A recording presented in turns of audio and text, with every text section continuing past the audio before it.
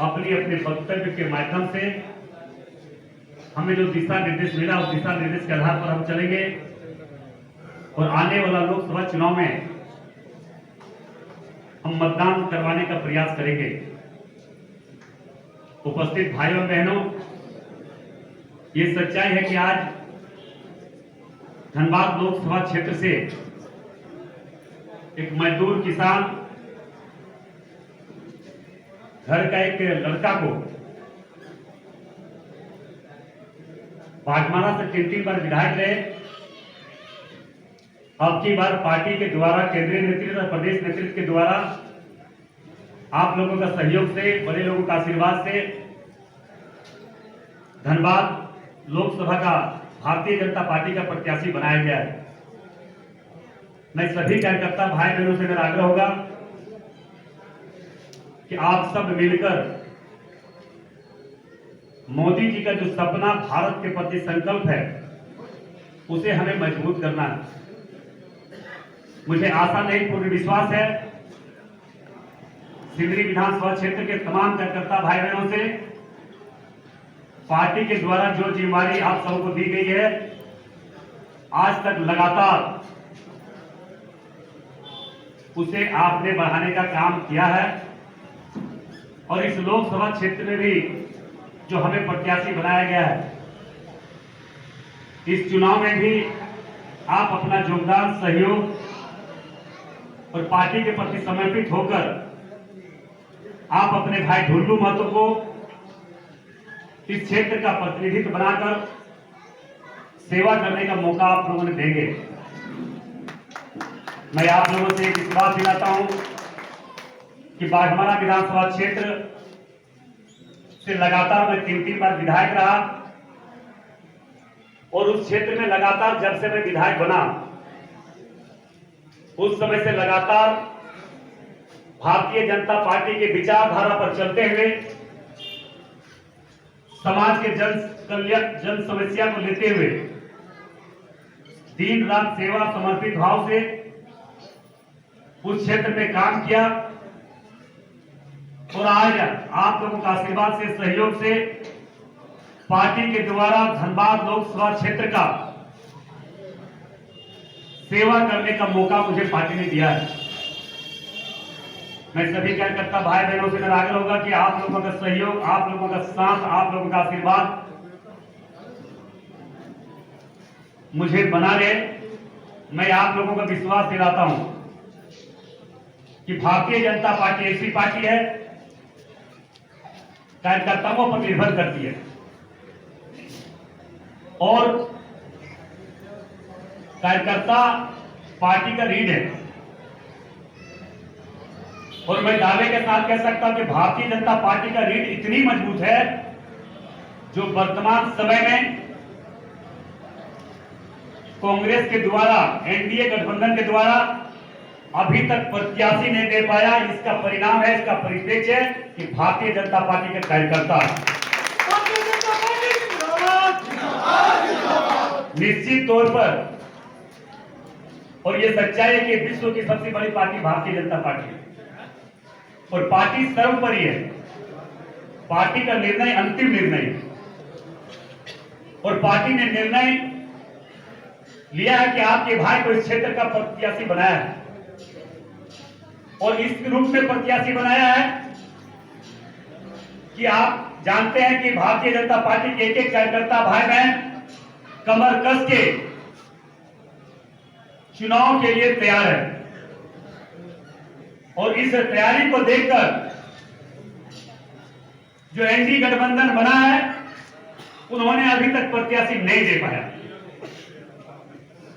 अगर नहीं दे पाया इसका श्रेय या डर है तो ये आप हैं, क्योंकि जानता है कि भारतीय जनता पार्टी के एक कार्यकर्ता 5 साल तक लगातार समाज में दिन रात सेवा समर्पित भाव से काम करते रहते हैं और उसी का परिणाम है कि आज भारतीय जनता पार्टी के कार्यकर्ताओं के प्रति जनता का विश्वास बढ़ा है। जिस प्रकार से हमारे देश के यशस्वी प्रधानमंत्री नरेंद्र मोदी जी के प्रति 140 करोड़ जनता देशवासियों का जिस तरह से विश्वास बढ़ा है, उसी प्रकार धनबाद लोकसभा क्षेत्र में जनता का विश्वास कार्यकर्ता भारतीय जनता पार्टी कार्यकर्ताओं के ऊपर बढ़ा है। मैं पूर्ण विश्वास रखता हूं कि आने वाला लोकसभा चुनाव में धनबाद लोकसभा सहित आसपास के जितने भी लोकसभा हमारे पड़ते हैं, उसमें भी हम अपना योगदान, सहयोग, अपना मदद कर सकते हैं। इसलिए मैं आप लोग से बस यही आग्रह निवेदन करने के लिए आया हूं, चाहे गिरिडीह लोकसभा क्षेत्र हो, चाहे कोडरमा लोकसभा क्षेत्र हो, चाहे हजारीबाग हो, चाहे क्यों ना हमारा सटा हुआ बंगाल हो, भारतीय जनता पार्टी के कार्यकर्ता कोई भी कैंडिडेट भारतीय जनता पार्टी के द्वारा घोषित किया गया है, उसके लिए हम किस रूप से मदद कर सकते हैं। हम 100 तरीके हो सके मदद नहीं कर सकते हैं, मगर किसी न किसी रूप में, दूरभाष के माध्यम से, टेलीफोनिक माध्यम से, व्यक्तिगत रूप से हम हर क्षेत्र में जो हमारे रिश्तेदार हैं, जो संबंधी है, जो मित्र है, हित है, वैसे लोगों से भी आग्रह निवेदन करना चाहेंगे कि आज राष्ट्र हित में अगर कोई भी विश्व में अगर नेता है, अगर राष्ट्र को आगे बढ़ाना चाहता है, तो देश का हमारे यशस्वी प्रधानमंत्री नरेंद्र मोदी है। इसलिए भाइयों बहनों, मैं आप लोग से बस यही आग्रह निवेदन करना चाहिए, क्योंकि ये सच्चाई है, धनबाद लोकसभा क्षेत्र में इतने ताकतवर हमारे कार्यकर्ता भाई बहन हैं कि हम अपने साथ साथ दूसरे लोकसभा का मदद करने की क्षमता भारतीय जनता पार्टी और धनबाद लोकसभा क्षेत्र के कार्यकर्ताओं में ही है। इसलिए मैं आप लोग से आग्रह करने के लिए फिर से मैं बोल रहा हूं कि अगर हमारे अगल बगल के लोकसभा क्षेत्र में भी कोई हमारा संबंधी है, रिश्तेदारी है, हित है, मित्र है, तो वहां पे भी हमें अपने किसी न किसी माध्यम से वहां पे भी मजबूत करना है। आज आप देखिए, अगर देश के यशस्वी प्रधानमंत्री नरेंद्र मोदी जी किसके लिए कर रहे हैं, हमारे आने वाली पीढ़ियों के लिए कर रहे हैं, हमारे देश को मजबूत करने के लिए कर रहे हैं, हमारे राष्ट्र को आगे बढ़ाने के लिए कर रहे हैं, हमारे आने वाली पीढ़ी दूसरे देश कमाने के लिए नहीं जाए, इसके लिए कर रहे हैं। सभी लोगों ने तरह तरह के बात अपने अपने वक्तव्य में रखा ही है। ये सच्चाई है कि मोदी जी प्रधानमंत्री बनने के पहले हमारा देश का अर्थव्यवस्था क्या था, वर्तमान समय में अर्थव्यवस्था 55 नंबर पर है। उन्होंने फिर से घोषणा किए हैं, तय भी है कि अब की बार 400 सीट हम लोग पार करके फिर से प्रधानमंत्री नरेंद्र मोदी जी को बनाना है। और उन्होंने वर्ड दिया है, वचन दिया है कि हमारा देश का अर्थव्यवस्था दूसरा या तीसरा नंबर पर होगा। बहुत लोग नहीं समझते होंगे गांव भर में कि अर्थव्यवस्था का मतलब क्या होता है। ये हमारे भारतीय जनता पार्टी के एक कार्यकर्ता हम समझ सकते हैं, मोदी जी के सोच को हम समझ सकते हैं, मोदी जी की विचारधारा को हम जान सकते हैं। तो उनकी विचारधारा को जन जन तक पहुंचाने की जरूरत है। ये सच्चाई है कि देश के यशस्वी प्रधानमंत्री जी जब से हमारे देश के प्रधानमंत्री बने, लगातार देश के हर क्षेत्र में मजबूतीकरण करने का काम कर रहे हैं, ताकतवर बना रहे हैं। ताकतवर इसलिए हम कह सकते हैं कि आज आप चारों तरफ देश के कोई भी कोना चले जाइए, किसी भी सुरक्षा व्यवस्था की जरूरत नहीं है, क्योंकि मोदी जी के कार्यकाल में इतने आतंकवाद, उग्रवाद पर रोक लगाया गया, आतंकवाद, उग्रवाद पर समाप्ति की गई, इसका कल्पना हम नहीं कर सकते थे। मगर आज भी वैसे भारत के प्रति गलत मानसिकता रखने वाले राजनीतिक दल के लोग, जो सिर्फ और सिर्फ परिवार के लिए राजनीति करना, पुत्र के लिए राजनीति करना, निजी स्वार्थ के लिए राजनीति करना, वो लोग आज भी मोदी जी के विरोध कर रहे हैं।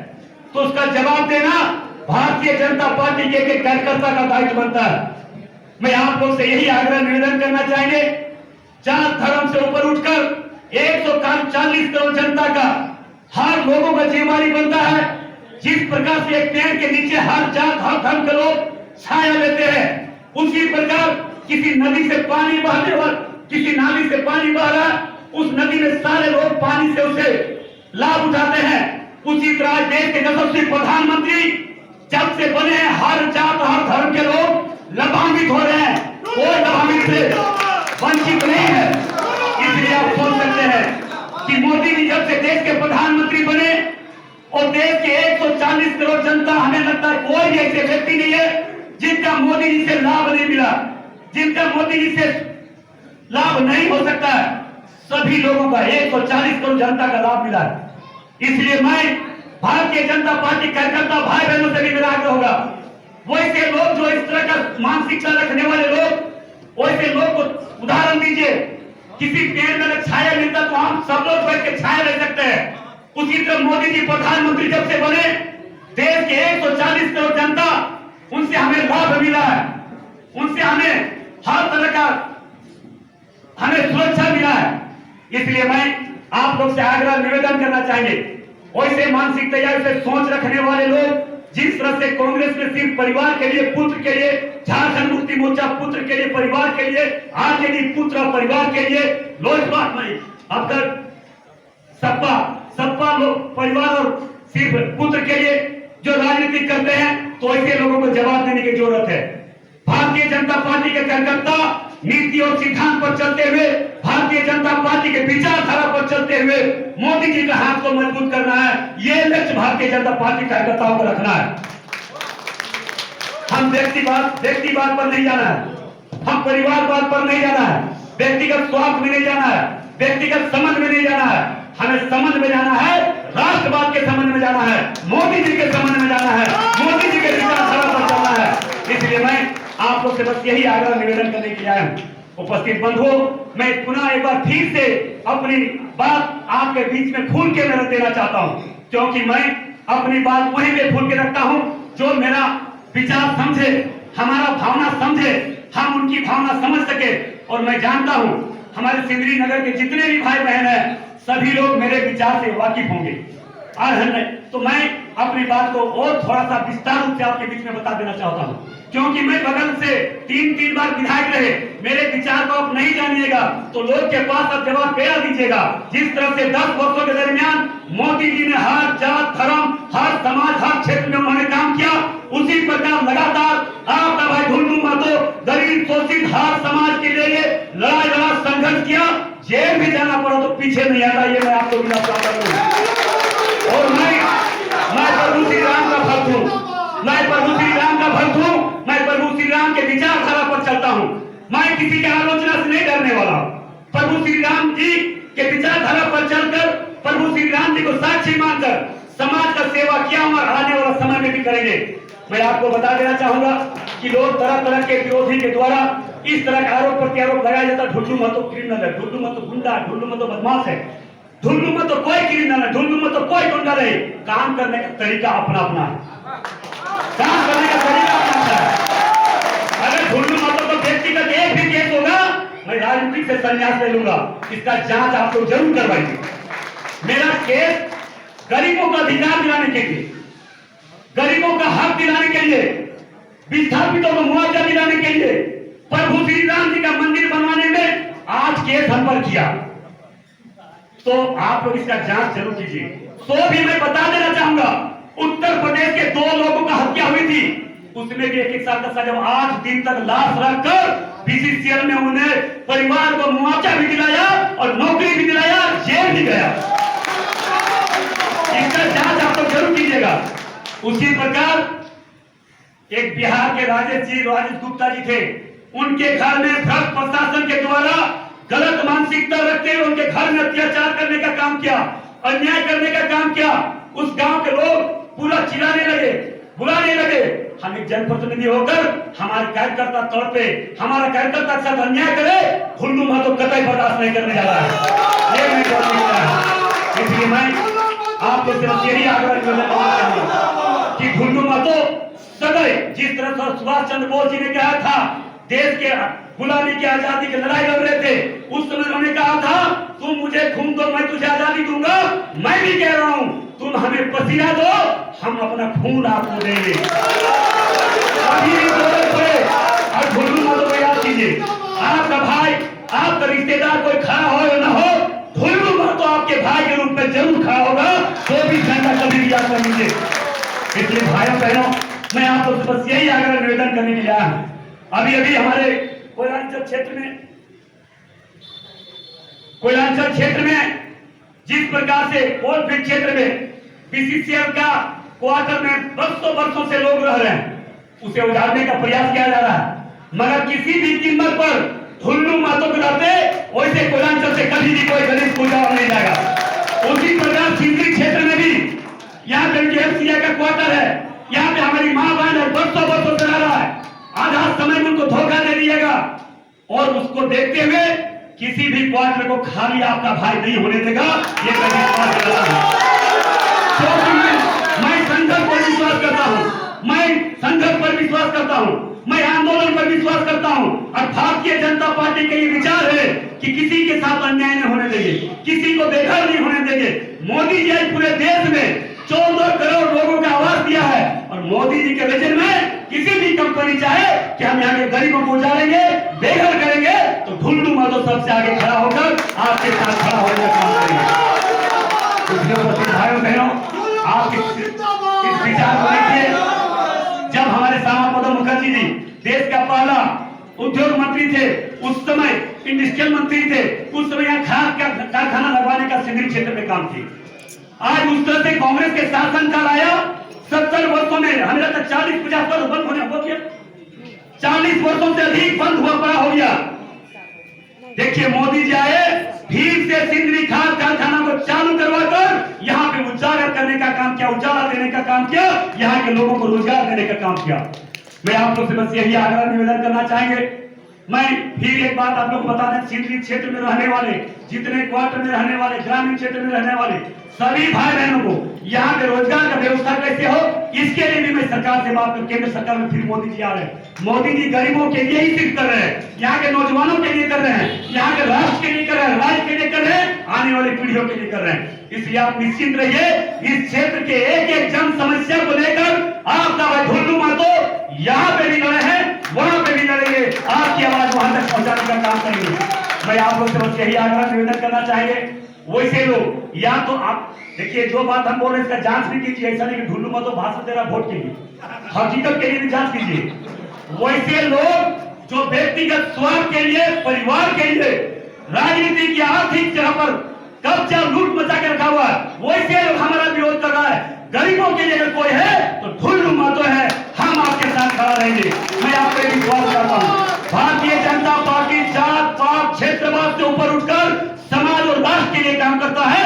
ढुल्लू मातो सच्चा राम भक्त है, प्रभु श्री राम जी को साक्षी मानकर मैं बोल रहा हूँ, जब भी काम करेंगे, जब तक जिंदा रहेंगे, राष्ट्र के लिए करेंगे, समाज के लिए करेंगे, गरीबों के लिए करेंगे, ये मैं विश्वास दिलाता हूँ। मैं आपको यही आशा विश्वास करता हूँ कि आप लोग जिस प्रकार से अभी भारतीय जनता पार्टी पूरे झारखंड प्रदेश में 14 लोकसभा क्षेत्र है, सबसे सभी लोगों का नजर, पूरे देश का नजर भारतीय जनता पार्टी के कार्यकर्ता धर्मार्थ के प्रति निगाह लगा कर रखा हुआ है।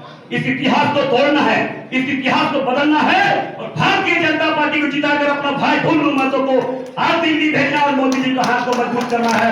इन्हीं जनता के साथ अपनी बात को समाप्त करता हूँ। जय हिंद, भारत माता की